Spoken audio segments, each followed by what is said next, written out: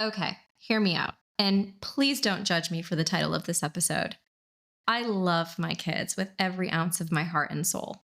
But if you've ever texted your significant other something along the lines of, the kids are being complete bleep holes in a moment of complete chaos, then you're in my camp and you're my people. Hey everyone, welcome to this episode of Fit Fuel Female. I'm so glad that you're here with me. My husband and I usually try to really respect each other's travel schedules. We both travel for work and we know it's good for our family, so we try to give each other grace when one of us is solo at home. But this time, I lost it.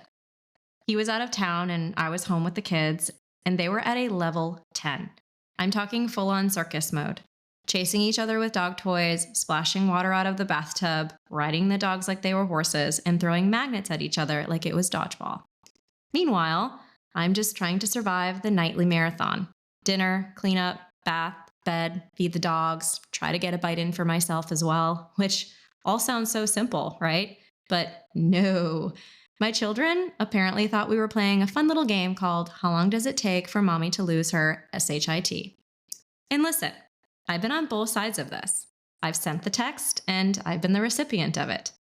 Because when my husband's home and I'm the one traveling, he's absolutely had his share of breaking points too. We all do. I mean, tell me I'm not alone here. Hasn't every parent at some point mocked their sassy child behind their back? It's fine. God sees our hearts. He knows we love them. And look, I do know they're only little ones. Truly, I feel that. I try to soak in the sweetness and find the humor and the joy. But when you've had a long day and life feels really heavy, it's not always easy to access that sentimental, you only get 18 summers mindset. And by the way, can we talk about that for a second? Because who decided it stops at 18? I plan on seeing my kids for plenty of summers after that. Thank you very much. Well, I mean, that is, of course, if they never hear me call them bleepholes, listen to this episode, or see me mocking them behind their back. Anyway, somewhere between the bath flood and the magnet war, I broke.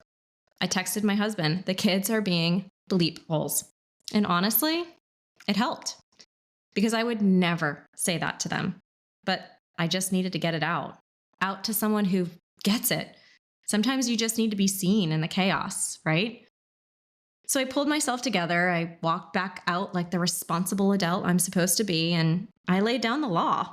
I told them if they didn't pull it together, I would ground them for life and donate their Nintendos. You know, like any good disciplinarian. Spoiler alert, it didn't help. Things actually got worse. They decided instead to throw their pajamas across the room and run around the house naked for the next 20 minutes. And in that moment, standing there in a puddle of bathwater, holding pajamas like surrender flags, I realized maybe the goal isn't to control the chaos. Maybe it's just to survive it and try to laugh when you can. Which leads me to my first lesson. You can love your kids and still lose it. So if that solo parent night sounded chaotic, let me tell you, that was just a preview of the weekend I had while my husband was away on a hunting trip. From the moment I picked the kids up on Friday until the second they finally walked back into school on Tuesday, yes, long weekend, of course, it was full on crazy. Picture this: birthday party marathons, cupcake overload, bouncy house madness, and sugar highs that, I don't know, could basically power an entire city. I was basically running crowd control for two tiny little humans who thought rules were optional and bedtime was merely a suggestion. I kept telling myself, find the joy, Kristen. You're making memories. Smile. These days go fast. And, for a few sweet seconds, I really did. Their little faces were pure happiness, cheeks flushed, hair flying, having fun with their friends, laughing so hard they couldn't breathe. And in those flashes, my heart could have literally burst. But the chaos between those moments, oh my lord. The whining, the fighting, the endless sugar highs, and the mysterious slime that somehow migrated from the birthday party favor bags onto my coffee table, where, by the way, it now lives permanently. So if anyone knows how to get that off, please, I'm dying to know. There were times I genuinely considered faking a conference call just to hide in my closet for 10 minutes, but let's be honest, they would have barged in and found me anyway. And then there was last night. After all that chaos, when my son couldn't fall asleep, he was restless and frustrated, and I was too. I kept saying, just close your eyes, buddy. Please go to sleep, because I was done. He started crying, and instead of comforting him, I got short. My voice got sharp. And the second I walked out of the room, the guilt, it hit me like a wave, and it continued all the way through the evening into the morning. I should have hugged him. I should have rubbed his back. I should have told him everything was okay.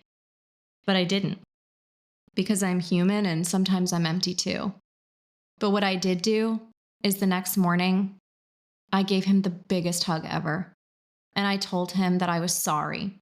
And I told him that I was just so tired last night, and that mommy was frustrated because she was so tired, and that I loved him so much and that I wasn't angry with him. And then later in the day, after school, we went for a ride and I took him to get his favorite cookies.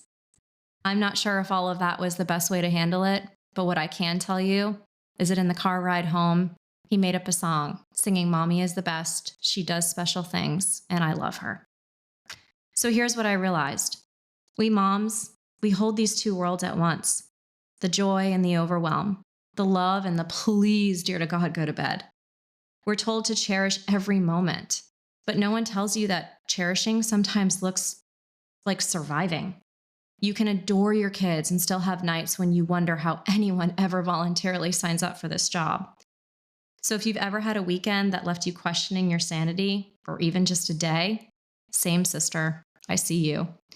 Because motherhood isn't about being patient 100% of the time. It's about coming back to patience after you've lost it. It's about apologizing, reconnecting, laughing through the mess, and remembering that your kids, they don't need a perfect mom. They just need a real one who keeps showing up, even when she's hanging on by caffeine and sarcasm. So yeah, you can love them and lose it. That's okay. It's actually part of the gig. Which leads me to my next lesson. The chaos, it doesn't need to be fixed. It just needs to be managed. Here's what I finally accepted. Motherhood isn't meant to be mastered. It's meant to be lived, one messy, beautiful moment at a time.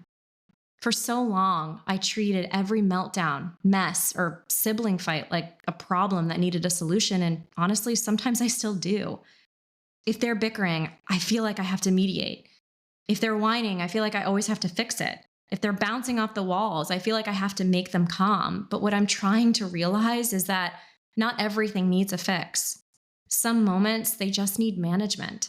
And sometimes management looks like taking a deep breath and deciding not to lose your mind over them running around or bouncing off the walls or slime again.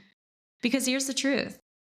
Kids don't want a perfect home, and neither should you. They want a happy home. And a happy home, it's just not quiet. It's loud, it's messy, it's covered in fingerprints and laughter, and probably a few tears and a lot of crumbs. In my world, that happiness usually looks like my kids on their Power Wheels, tearing down the street at full speed. My 4-year-old daughter leading the charge while my 7-year-old son chases behind, yelling, "Slow down!" From a distance, we probably look like a tornado rolling through suburbia. Helmets flying, dogs barking, me standing in the driveway wondering, how did I get here? But honestly, that's us. A little wild, a little loud, but a lot of love. And as I watched them, it hit me. They're not just living in the chaos, they're learning from it. They see everything, they hear everything, and they feel every mood shift that I have. Which became very clear this past weekend, by the way, when they decided to start keeping track of how many times I was bossy. It was kind of funny, but I swear they lost count by lunch. Yes, I was that kind of mom. And maybe part of that comes from how I grew up. I was raised in a loud family. We were yellers. We were just loud. It's how we expressed ourselves. If you wanted to be heard, you basically had to project. So even now, I really do, to stay calm, to talk gently, to channel my inner parenting podcasting voice. But after about 20 times of asking my kids to do something, it's really hard. And truthfully, I'm a work in progress. I know yelling isn't on the list of approved modern parenting techniques. I've read the articles, I've saved the reels, but I also know it's part of my wiring. That doesn't mean I can't change, but it means I'm evolving. I'm also very passionate. I'm expressive. And sometimes my volume just carries. I hope I'm not messing up my kids, but maybe I'm teaching them that even imperfect love can still be steady and it can still be safe. We can spend our whole day trying to chase order or be perfect, or we can decide to join in the chaos sometimes. Dance in the kitchen while the dinner dishes are still in the sink. Laugh when your kid puts a sticker on the dog. Let go of the need for every night to look for a bedtime routine chart from Pinterest. And I'll be honest, I'm not always great at this.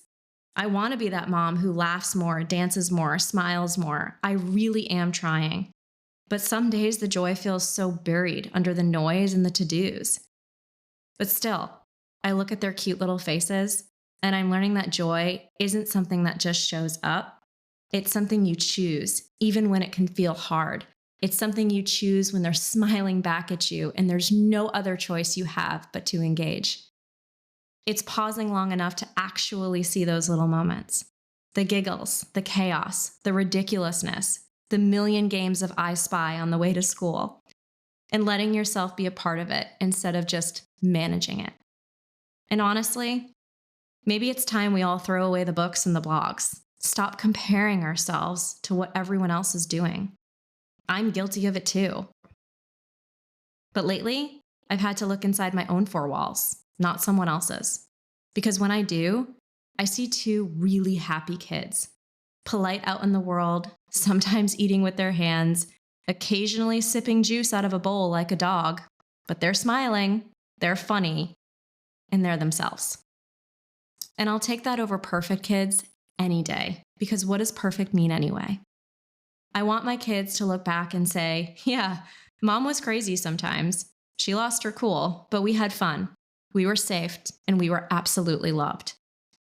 Because that's what really matters. Not the perfectly packed lunches or the calm tone or the spotless house, but the memories of laughter, love, and showing up every single time. And you know what's wild? After that crazy weekend, on Monday night during bedtime, my daughter looked at me and said, "Mommy, you're the best. I love you." And then my son came in the room and gave me a hug and a kiss goodnight because he just needed mommy. And in that moment, I realized they do still love me. Maybe I'm not always calm. Maybe I lose my SHIT sometimes. Maybe I'm not fully present every second of the day, but I am there. I show up. And maybe that's what they'll remember most. Not that I was perfect, but that I was always there, loving them through the chaos. Which leads me to my power move. Don't fix the chaos, feel it. Don't try to fix every chaotic moment. Feel it, embrace it. The next time your house feels loud, the kids are wild, or the dogs are barking, and your patience is legit hanging on by a thread, take one deep breath, think of me, and remind yourself, this is part of it. This is the soundtrack of a full life. You don't have to control it or make it pretty. You just have to stay in it. Laugh when you can, breathe when you can't, and remember that you're pretty awesome because you're doing your best. Let the joy find its way back in. Turn on a song and dance with your kids for 30 seconds. Let yourself be silly, even if it feels awkward, because those are the moments that become the memories. So your power move this week? Choose presence over perfection. Don't fix it, feel it. And when all else fails, hide in the pantry for a minute. I promise, it still counts as self-care, and bonus if you can find a really awesome snack. Which leads me to what's been fueling me lately. Caffeine. Always caffeine. Specifically, Koya protein coffee, because it lets me multitask in the chaos. It's breakfast, it's fuel, and it's emotional support in a bottle. Most mornings I'm drinking it while packing the snacks, signing school papers, one foot out the door, and telling someone to put on shoes for the 14th time. And honestly, it's my little pocket of sanity, because in a season where everything feels loud and messy, that first sip is the quiet, the reset, the reminder that I can do one more thing. Even if that one thing is just surviving the morning rush with a smile, or at least without yelling. So if you haven't tried it yet, go grab some and use code FITFueledFemale, because let's be real, caffeine might not fix everything, but it sure makes the chaos taste all that much better. And you know, as I sit here talking about chaos and coffee, it hits me. These are the moments I'll probably miss one day. The sticky counters, the noise, the endless requests for snacks, the power wheel races down the street, the wild, messy, loud life that somehow became ours. Because here's the truth. I don't actually think my kids are bleepholes. They're just intense, passionate, full of life. They drive me absolutely crazy sometimes, but God, I am thankful for them every single day. I love them down to my core. And I've realized that sometimes my frustration with them isn't actually really about them at all. It's about me. Because when I watch them laughing without a care in the world, running full speed into life, being so unapologetically themselves, I see the parts of me I buried under adulthood and responsibility. I want to laugh like that again, to be naive, curious, lighthearted, to see the world through their eyes, to find my inner child. And I can. I just have to let go of the control. And so do you. They are the best thing that has ever happened to me.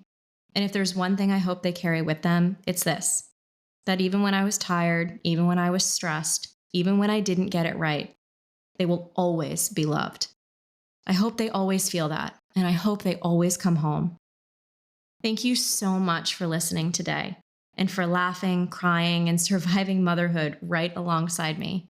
If this episode resonated with you, please take a second to like, share, and subscribe. It helps more women find this community of strong, real, and beautifully imperfect moms. And by the way, y'all, we passed 1,000 streams. I could not have done this without each and every one of you. I am so incredibly grateful, and we have so much more to do together. So as always, stay fit, stay fueled, and I'll see you next time.